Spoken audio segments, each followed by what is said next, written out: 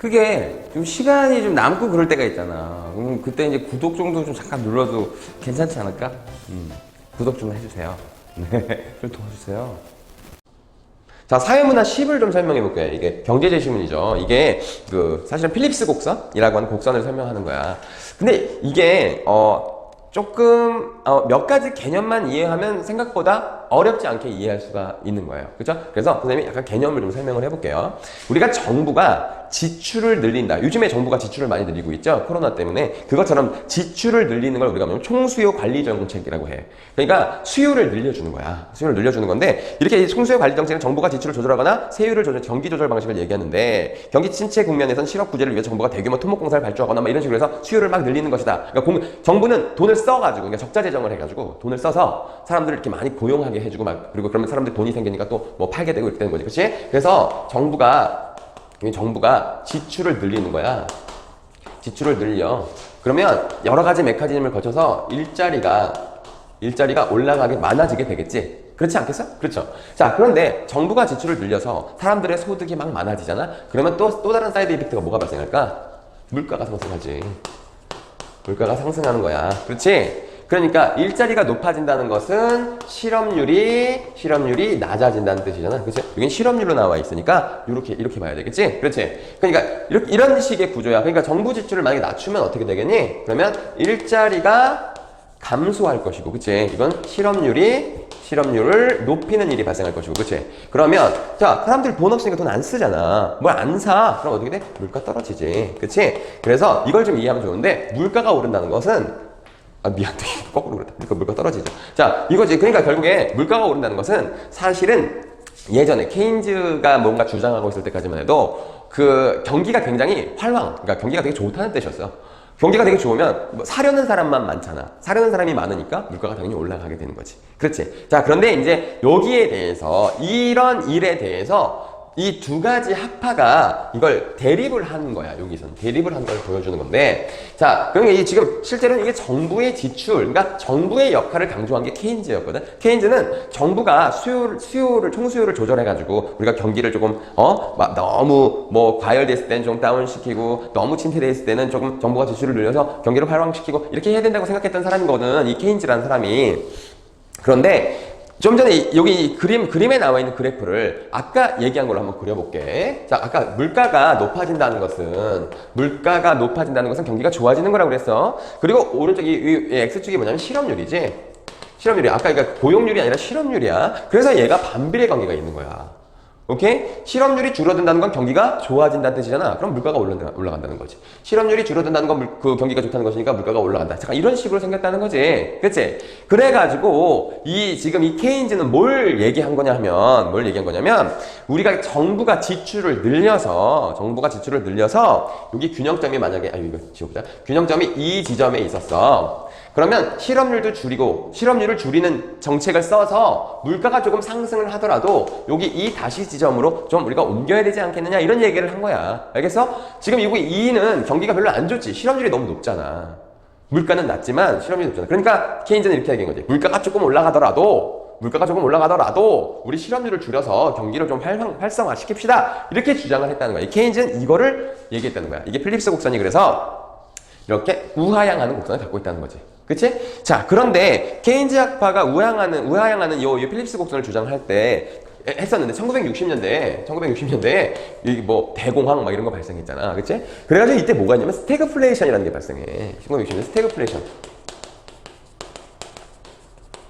자, 스태그플레이션은 요거를 설명한다기보다 이게 사실 우상향하는 거거든. 실업률은 높아지는데 물가도 올라가는 거야. 그러니까 아주 죽는 거지. 그냥 청년들 막 죽는 거야.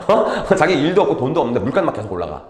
이게 스태그플레이션이야. 스태그플레이션인데 지금 되게 여러 국가가 이미 겪었어. 그러니까 걔는 약간 스태그플레이션의 곡선이 이렇게 우상향하는 곡선이겠지. 그치? 실업률이 높아진다는 건 경기가 안 좋아진다는 건데 물가만 올라가는 구조니까. 그치? 자, 이렇게 한번 지워보자. 자, 근데 스태그플레이션을 배경으로 해갖고 나온 학자들이 누구냐면 통화주의자들이야. 통화주의자.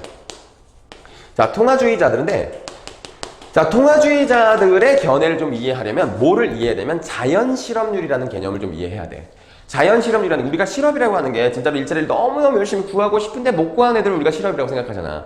근데 우리는 기본적으로 일을 하기 싫어서 안 하는 애, 그 다음에 잠깐 이직하려고 한 1년 동안 여행 갔다 온 애, 걔도 실직자거든. 그러니까 그런 우리 사회에는 기본적으로 일을 하고 싶은데 못 구하는 실업도 있고, 그리고 그냥 직업을 이동하면서 생기는 그런 실업도 있고, 그 다음에 그냥 단순히 일을 하기 싫어서 하는 실업도 있고, 얘들을 합쳐보면 자연적인 실업률, 그러니까 자연스러운 실업률이라고 하는 게 존재하게 된다. 이렇게 해서 얘는 통화주의자들은 여기다가 자연 실업률, 업률이라고 하는 개념을 도입을 한 거야. 자연 실업률. 자, 그러면 얘가 지금 어떻게 되느냐? 이렇게 되는 거지. 자, 이게 지금 재밌어. 재밌으니까 봐봐. 자, 여기서 그래서 정부가 지출을 늘려가지고 아까처럼 이 지점으로 갔단 말이야. 이 다시 지점으로. 그래서 일시적으로 실업률이 탁 감소했단 말이야. 그렇죠? 감소했죠, 여기서? 실업률도 감소했고 물가도 올라가고. 자, 그런데 결국에 이 실업률은 어떻게 되느냐? 자연 실업률로 회귀하는 거야. 자연 실업률이라는 건 이 사회가 갖고 있는 아주 자연스럽고 당연한 실업률이니까 이쪽으로 다시 회귀하는 거야. 회귀하면 결국 필립스 곡선이 어떻게 돼? 새로운 선이 만들어지는 거야. 이 선을 지는 선으로.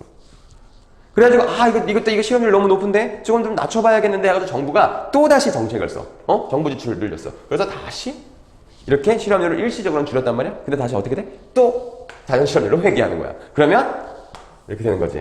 결국에 어떻게? 실업률은 고정적인데 물가만 계속 올라가지. 이게 통화주의자들의 주장이야. 그러니까 통화주의자들은 그래서 결국 뭐야?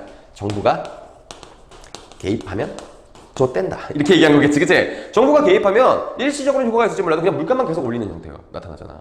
그래서 개입하지 마. 이렇게 얘기한 거야. 이 통화주의자들, 펠프스를 중심으로 한 통화주의자들이 주장하는 게 이거라고. 그래서 자연 실업률을 이렇게 회귀한다는 거야. 그래서 경제 주체의 물가 상승 인식으로 인해서 필립스 곡선 자체가 우측으로 이동하는 게 이렇게 이동하는 거지, 그치? 이게 지금 아까 내가 위로 그랬는데 사실 이거 왼쪽으로 이동한 거잖아, 그치? 그래서 움직인다는 거야. 그래서 상승률은 계속 이렇게 올라가게 된다. 통고자의 경기 부양을 위해서 총수요 관리 정책을 사용하지 말 것을 권고한다. 알겠지? 정부가 개입하니까 이익이 발생한다는 거잖아. 그래서 경기 침체 국면 해결 위해선 필립스 곡선 자체를 얘를 어떻게 해야 되는 게 좋은 거냐면 여기다가 이렇게 이거 가지고 요 선상 이동을 이게 정부 지출을 요 얘기를 해주는 게 좀 좋겠구나. 정부가 지출을 하면 요 선상으로 이동을 하게 된단 말이야. 오케이? 선상으로 이동을 하게 돼. 그러니까 결국에 평행 이동해서 이거 가고 이렇게 선상에 정부 지출은 이렇게 선상으로 이동해서 평행 이동해서 이렇게 가잖아. 그러니까 이걸 반대로 생각하면 어떻게 되는 거지? 필립스 이거 통화주의자는 뭐라고 했어? 이 필립스 곡선 자체를 왼쪽으로 이동시켜야 된다는 거야. 필립스 곡선 자체를 왼쪽으로 이동시켜야 되는 거야. 자연 실업률은 두고 물가를 다운시켜야 된다는 거지. 그치? 자연 실업률은 우리가 어쩔 수 없으니까. 자, 요 얘기를 하는 거야. 그래서 총수요 관리를 사용하지 말고 경기 침체를 해결해서 필립스 곡선을 왼쪽으로 이동시켜야 되고 이를 위해선 총 공급을 증가시켜야 한다고 주장했다. 케인즈는 뭘?